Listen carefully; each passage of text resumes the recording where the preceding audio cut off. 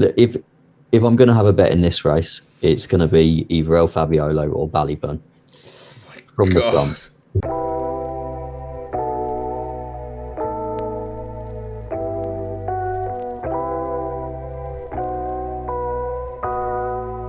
Hello and welcome to the Staying On Racing channel. This is our Dublin Racing Festival preview. We're going to do day 1, day 2, grade 1 action, and then we're going to talk about any handicap fancies that we might have or any other of the races on the cards. Ryan, how are you? Yes, good mate, good mate. Looking forward to coming over at the weekend, and I'll see you there. Yeah, it should be exciting. Hopefully the weather is a little bit better and it's not too wet and wild. But before we get into the preview, there is a horse that ran today, Supreme Second Favourite, El Kairos. A little bit of a scare at the last, but impressive, I thought. Although he did drift for the Supreme after that race. Yeah, you definitely want to iron out the jumping a little bit, wouldn't you? But he's his speed is ridiculous when he gets going, even in that awful ground.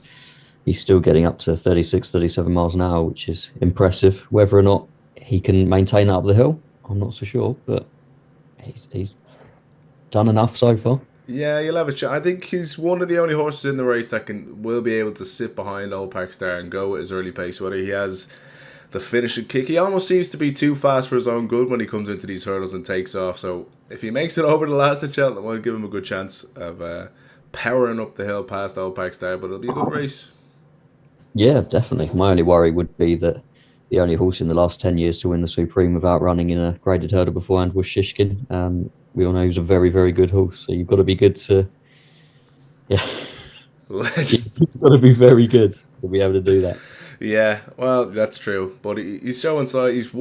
He's an absolute rocket. He's one of the fastest horses. Like to do that on heavy ground is unbelievable. Look, we'll move on to the graded racing at the Dublin Racing Festival. What we're all here for.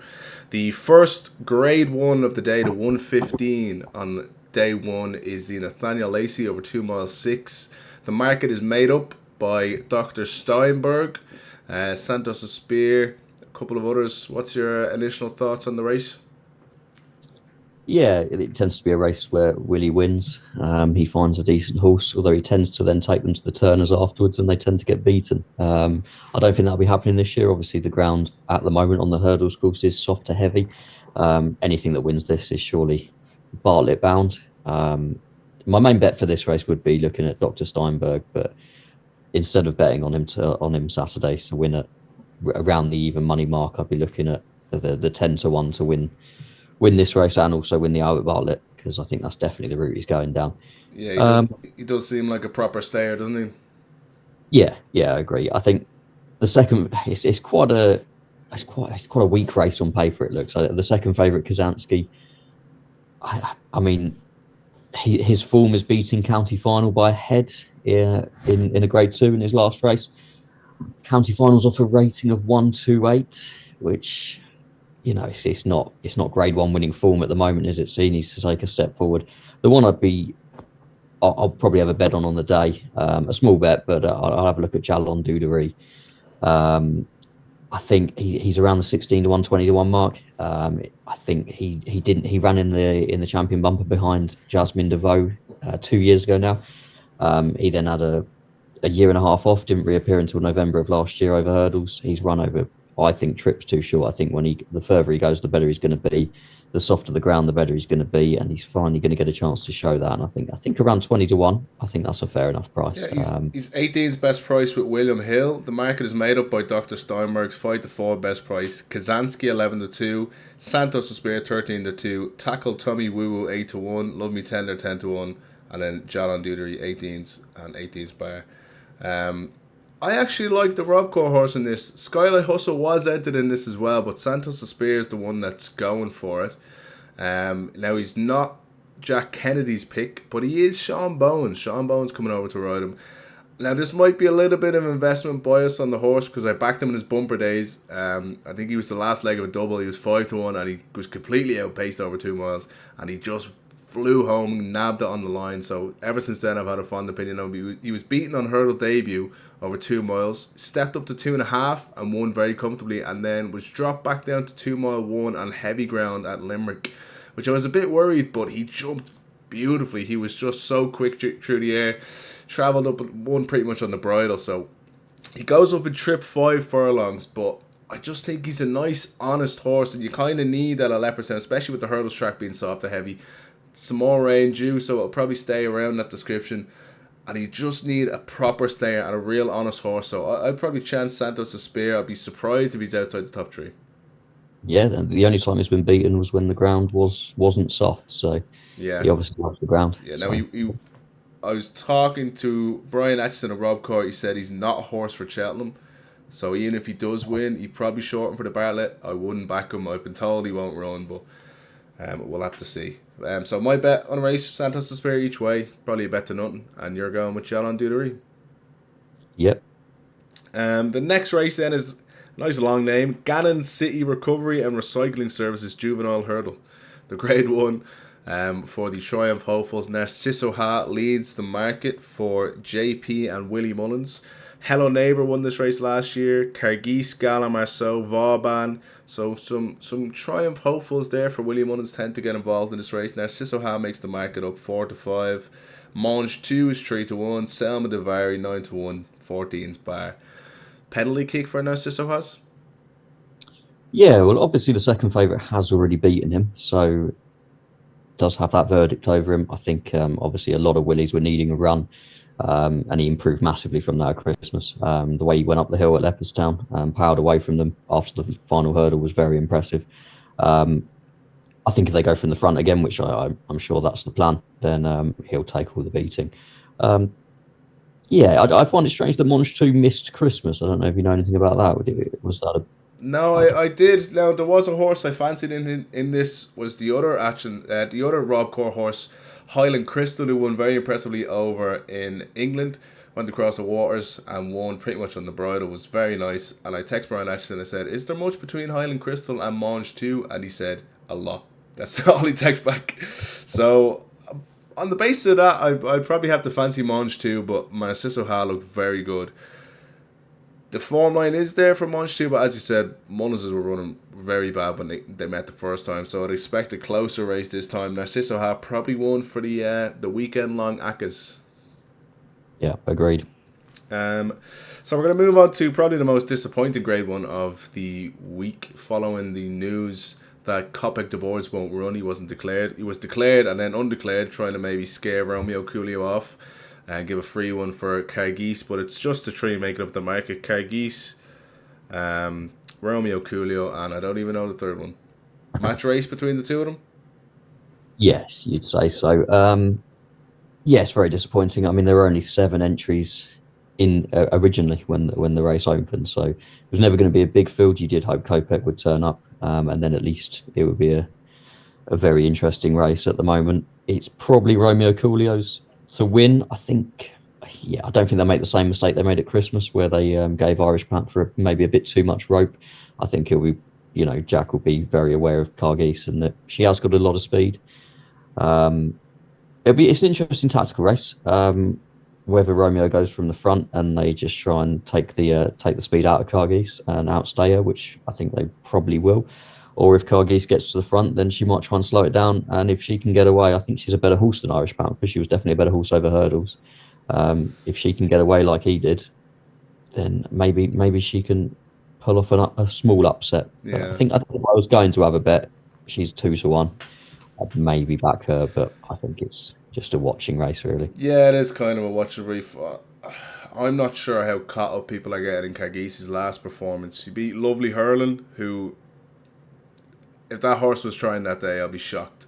I was there on track watching it, and it was given the most perfect, beautiful Mark Walsh ride of all time of a horse that's seeking a handicap mark. So I think people might be getting a bit too carried away with Cargis. It's hard to see if she'll have the class of Romeo Coolio, but stranger things have happened. Stranger things have happened. This race, of course, won by Majbra last year. Elete Thompson 24, El Fabiolo 23, Blue Lord and Energumin. So you can't really sit here and say Willie Mullins isn't going to win it. So True. yeah, But this will probably be one of the first Gordon Elliott horses to turn up in a couple of years. So yeah, that's true as well. Yeah. So moving on to the final grade 1 of day 1, the Irish Gold Cup, the big one. Gallopin des Champs comes back to win it potentially for the 4th year in a row. Unbelievable stuff. What a great horse. Good comeback run. His race to lose? Yeah, I'd say so. I think Paul will. He kind of took the inside line, which was very unlike him on Gallopin de Champs at Leopardstown at Christmas. I don't think he'll be doing that again. He'll be to the front, out wide, where he always is, and come and get me. And if they can, he'll take a very good performance, even with him aging slightly. But outside of that, it's an interesting race. There's a lot more horses entered than A I think lot we more both. declared than I thought was going to get declared from the Mullins camp. Yeah, a few surprise names in there. Yeah, we didn't expect Gaelic Warrior to run, really. Spindlebury's running as well. Obviously, the owner is very keen to give 3 miles a go. He's very Yeah, I seen that as well. And the Paddy Power Racing channel, Ruby said the owner was in Willie Mullins' ear trying to get this horse as a Gold Cup horse. So they obviously think a lot of her. yeah, definitely. I suppose there's nothing to lose if she's well beaten here. She'll still go off near enough favourite for the mare's chase. So might as well Yeah. give it a go. It'd be nice if he owned Lossiemouth because then maybe they'd have a go at Cheltenham. But yeah, on the race, I mean, it's interesting that Mark Walsh rides Factor Far rather than I know the way you're thinking.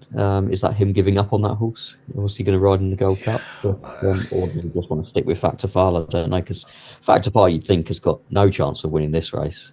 No, Um, he's very much failed to impress over 3 miles. But it is interesting. I just don't know what to make of. I don't know what you're thinking.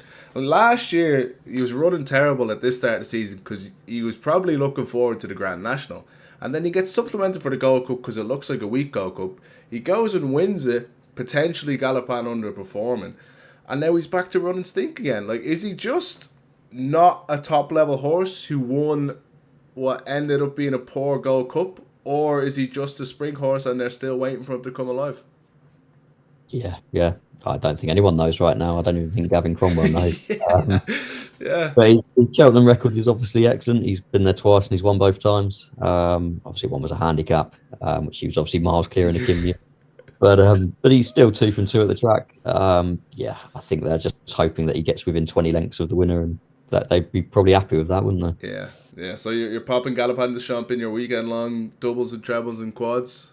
Yeah, I think 13 to 8 is a fair enough price. If I'm he I'm goes from the front, he'll be half that price almost immediately. I'm gonna fall into the Patrick Mullins trap once again. I'm irresistible to Patrick Mullins on for some reason. There's nothing about it that screen like Gaelic Warrior does not like Leopardstown. It's a tough race. He had a hard race in the King George. Patrick Mullins is on, and yet I still find myself wanting to back this horse.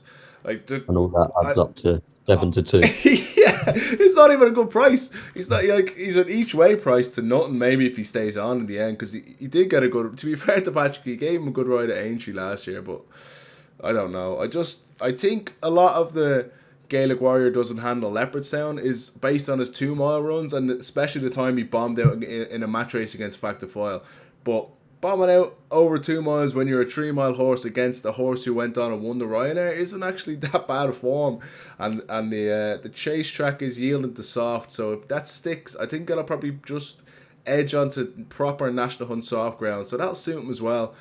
Just give him one more chance around Leopardstown. Hopefully he runs a good race, gives it up to Gallopin the Champ, and then we see him in the Gold Cup and not the Ryanair. Yeah, agreed.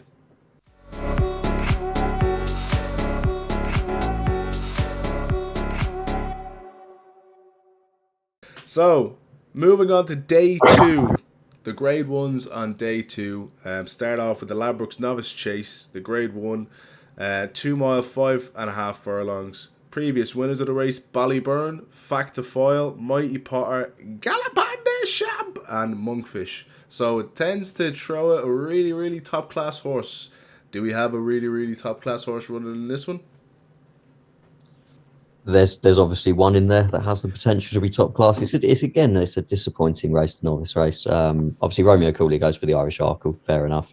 Kitsby always coming over to England for the Scilly Isles at Sandown, and then that doesn't leave you with a lot. No. Kate It'll be Doughty, interesting if Jimmy Jimmy Destroy Dessoy, maybe runs, but Calaconti. yeah, I mean a lot of them have disappointed.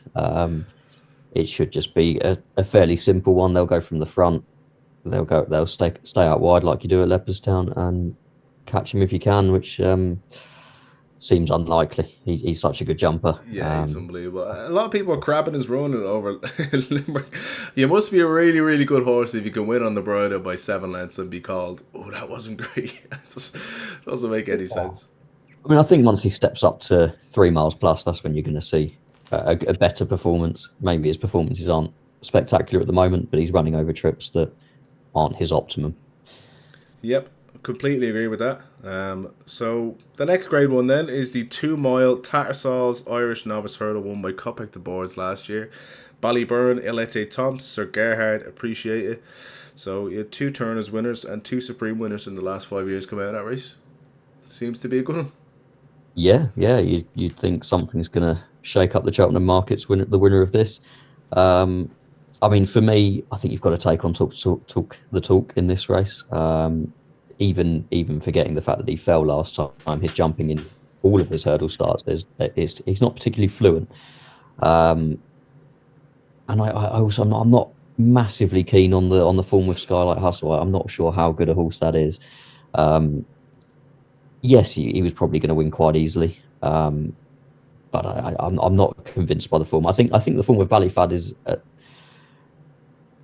good. I mean, he won by 9 lengths from Leader Dalier, who came out on Monday and won easily himself. It was a bit of a nothing race, but he's boosted the form in some way. I think at 4-1, he just seems to be an each way bet to nothing. Do you think eight horses are going to turn up here? And Yeah, if they eight, seven. team or There's not going to be a huge amount. Mullis has a few entered. He's got King Rascal Grey, obviously the second favourite. The Reverend, former flat horse, who wasn't great at his hurdles the first day. Davy Crockett, whose summer jumps had an injury, didn't think he was going to be seen. And then Le Divan Enfant, who wasn't great in his first run either. So it's hard to know which one of them Mullins is gonna fire at it. Probably King Rascal Grey will be, well, King Rascal Grey will be his number one. I'm on the same opinion of you on Talk to Talk. I just don't know about that form. Like, they're talking about Skylight Hustle as a horse that needs to go up and trip. If you watch him from the back of the last home, he actually stayed on really, really well. Talk to Talk probably would have won, but he was at it as well. He would have won. I think the fact that he fell, a lot of people are kind of playing the rest of the race out in their minds, thinking, geez, he would have won by 8 or 10 lengths. Therefore, this horse is really good. But I'm not too sure. I think Skylight Hustle stayed on all the way and galloped through the line. He probably would have made it probably at least a couple of lengths maybe to win a margin. And then people's opinion might be a little bit different. But King Rascal Grey, he was outpaced in bumpers in his bumper year over 2 mile tree. And all of a sudden he's Supreme horse. Maybe the great equaliser of the ground. The hurdles track is soft or heavy. It'll probably stay that way. It's gonna help him, but I'd say it's between him and the second favourite. It's like sticky ground's not gonna help Talk to Talk's jumping either, and he looked to have a bit of speed as well. That'll probably stunt that. You'll have to see. Now we are recording this on Thursday night, so we haven't got full decks. That's why we're only kind of hemming and hawing about some of the horses that might run, but you could get 7 or 8 runners here. Like you said, Ballyfad each way is probably a bet to nothing at this current price because he'll probably be a lot shorter than 4-1. He might be 11-4, 3-1 maybe tomorrow or yeah, I'd agree with that. Sunday. So take your chance. I'd take my chance against Talk to Talk. Pick either one of the other two. Probably I'll back on the day. The Ladbrokes Dublin Chase Grade 1 won by Solness last season, El Fabiolo the year before, Gentleman to Me and Chacun Pour Soi 2022 and 2021. Not exactly a vintage renewal of it this year. Marine Nationale seems like he's definitely going to run despite the soft ground, which Barry has said doesn't seem the best effect in the past. Are you siding with him? Yeah, I think at the prices, Sean Flanagan said today that he's definitely running. He will be running, and I just think Marine at 2-1. I think he should be clear favourite regardless of the ground. He has won on soft in the Supreme and the Royal Bond. I think it's overplayed slightly. I don't think he necessarily needs better ground. I think he's maybe just a little bit better on better ground. I just think at 2-1, I think he should be the favourite. He should be around 5-4. So I think 2-1's a good price, and I would be happy to back that. I think Solness obviously loves Leopardstown, but the ground at the moment is yielding to soft. They're expecting another 15 millimetre in the next 24 hours. It's going to have soft in the description, and Solness has never been quite so good on softer ground. So I think Marine will beat him this time. I just can't have Mashborough. Obviously, it depends what happens in the previous grade ones. If Willie Mullins is cleaning Yeah, that one, he yeah, he's does. got six winners Mashborough heading could into be the a favourite. race. Yeah, Yeah, yeah, he's making up the market at the moment. Mashbury 7-4, Marine Nationale 2-1, Solace 7-2, and Ergamine 10-1. Found the 50s, 16s, 50-1 only by Knight, who's entered in the Mayor's Handicap Hurdle on the Sunday morning as well, off a mark of 125. So that'll be very interesting if she runs in that. I've been told it's 50-50 at the moment, no decision made. Um, I just really don't want Marine Nationale to win. And it's actually nothing really against the horse. I actually backed him in last year's champion chase, but just Barry Connell does my head in. Oh, this stuff, he needs to just pop around, and Elete Thomas was beating the length of the straight and all this sort of stuff. Just turns me and probably a lot of other people off the horse. But again, it depends on Majbrit. Like, will he just bomb it from the front? I know he's a bad jumper, but if he just goes and there's nothing near him and he's allowed to make a couple of small mistakes and just fresh air and pop him out, come and catch me, I'm not. But then again, Solness is going to go from the front, so like he's not going to be yeah. able to wrestle the lead from Solness, and even then the two of them might cut each other's throats and end up in Marine Nationale. I haven't got a strong opinion of the race. If you force my hand, I'd probably back Majborough. He's bound to put in a good performance eventually, being with Willie Mullins, but yeah, it wouldn't be a confident I think bet. that may come when he steps up in trip. I think. Yeah, But I think he should be going to the Ryanair this year, but he won't be. The final grade one of the day, the big race, the Irish Champion Hurdle, won by State Man in 25, 24, 23, Honeysuckle in 22, 21, 2020, and your 2026 winner is. it's just a watching race for me. I do think Lossiemouth will confirm the fall with brighter days ahead. I think the worst ground is just going to bring stamina into play, and I think she'll put in a better performance than she did at Christmas. Um, I've never really one for backing horses to overturn form. I always think generally they tend to confirm the form, especially off the same weights as the first time. If I'm going to have a bet in this race, it's going to be either El Fabiolo or Ballyburn from the God. front. One of them is going to. Stuck between One a of them, rock and a hard place. Talk about an impossible decision. if it depends. If both of them run, I'd be keen. I'd go for El Fabiolo. I suppose it depends on who Townend picks. It really makes the decision for you then, doesn't it? Well, Lozzie Well, Mount, obviously, if you we know get that. lost now, yeah, yeah.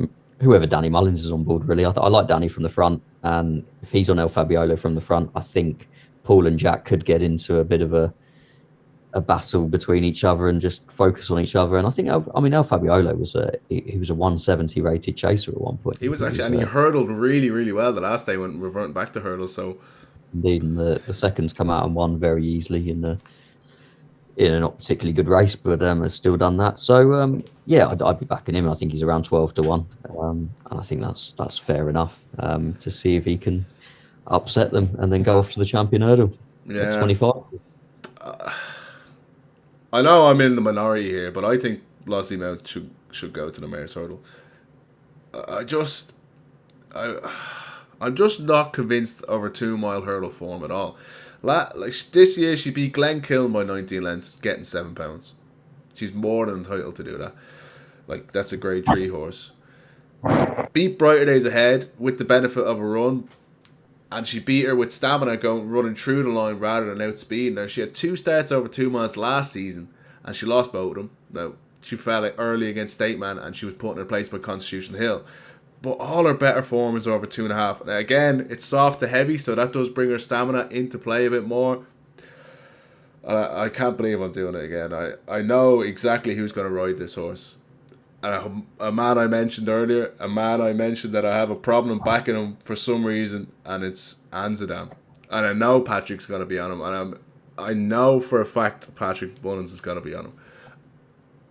I just think they haven't got to the bottom of this fella yet. Like, obviously last day he just ran away with Patrick. Patrick said a gap opened in front of him as he asked for a hurdle, and the horse just shot through it. But I just think there's a lot more to come from him. He's gonna like the ground as well. If Patrick can get him settled, Brighter Days Ahead is probably going to go forward. El Fabiolo will want to go forward. Ballyburn will want to go forward. So it'll be Lossiemouth probably sitting in behind with Amsterdam.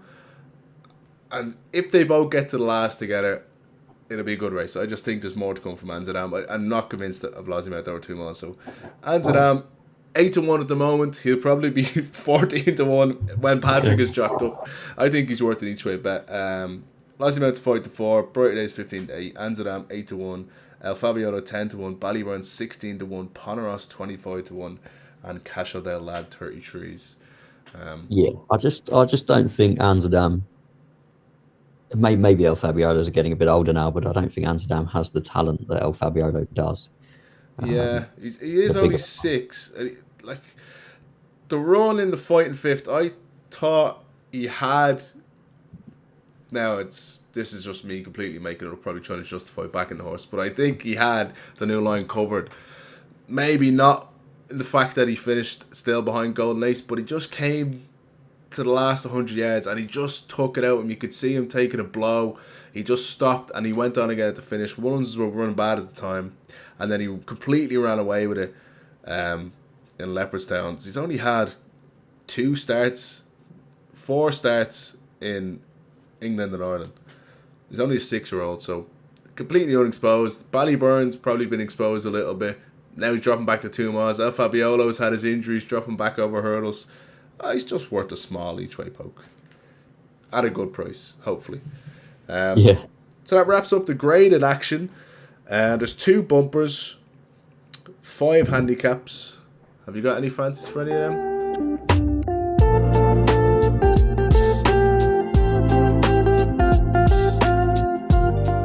So yeah, in the 440 on Saturday, Charismatic Kid in the bumper. I think he's got a good chance. He's second favourite at the moment, but he's moved to Gordon Elliott after winning easily the last day, and I just think the form of that has worked out pretty well. I think the second and third have both come out and won since one in a maiden hurdle, and the others run well in a bumper. I think he's the best of those two.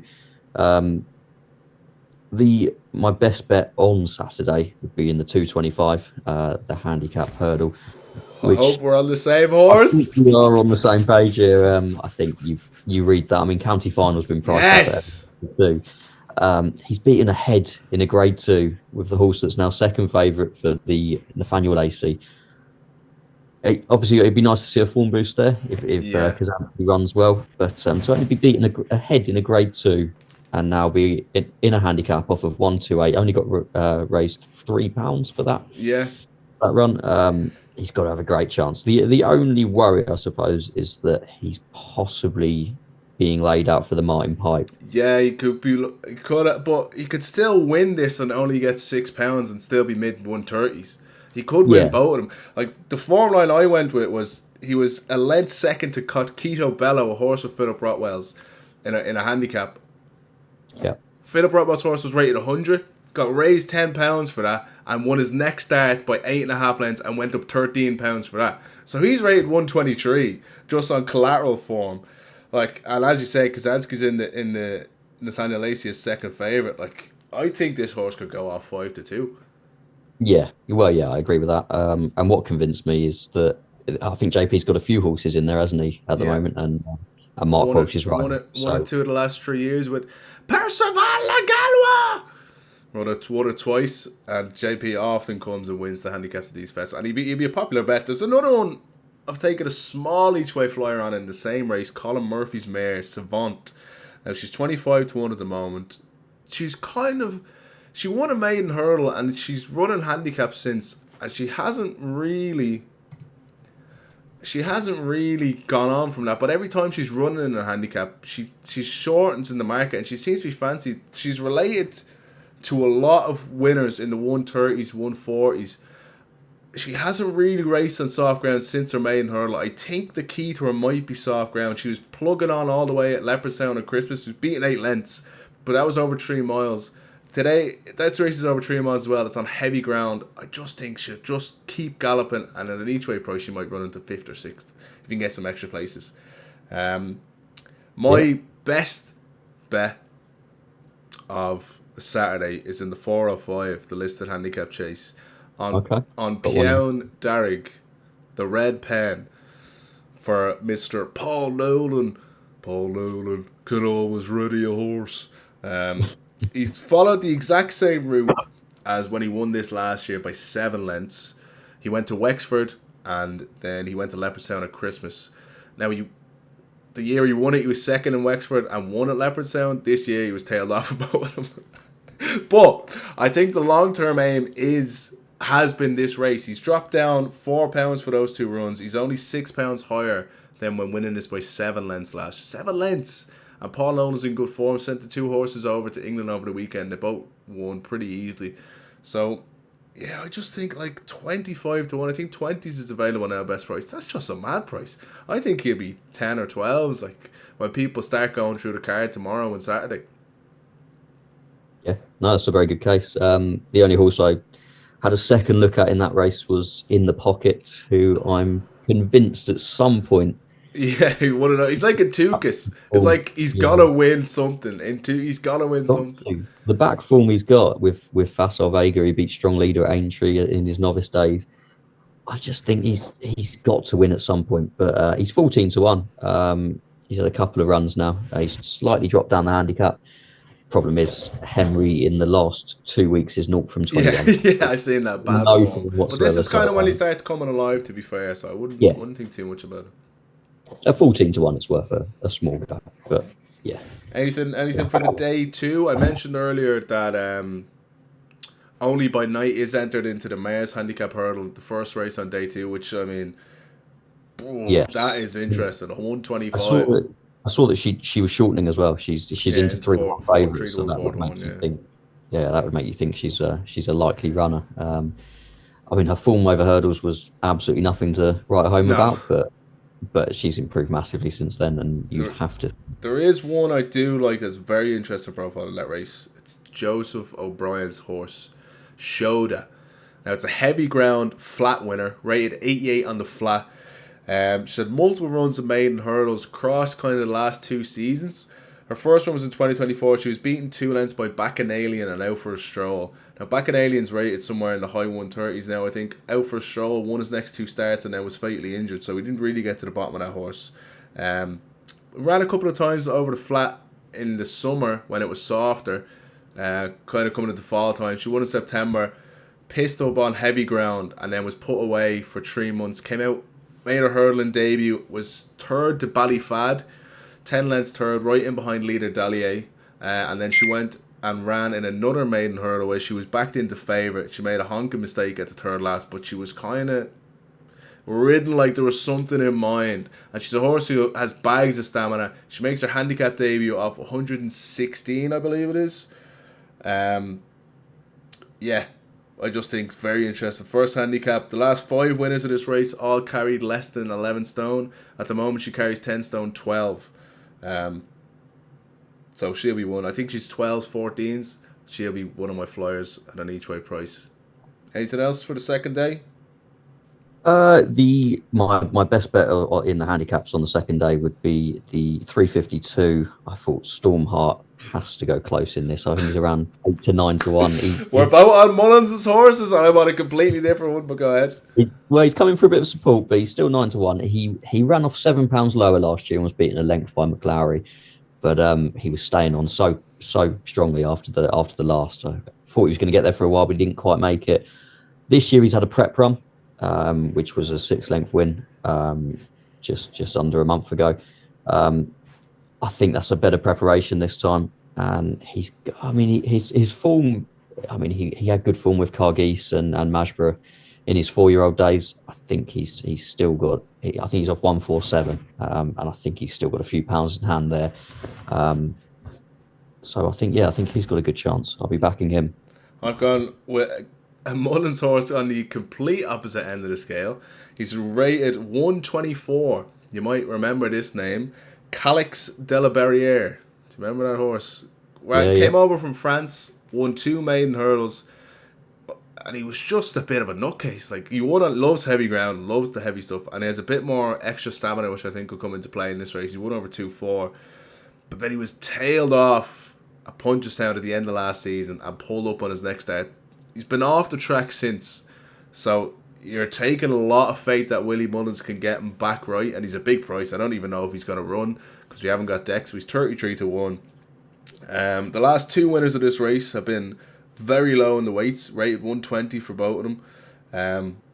But it's just, I'm just taking a little bit of extra stamina, early promise, and he'll handle the ground. He might not run, but Calix de la Barriere, I think, is an interest on each way angle.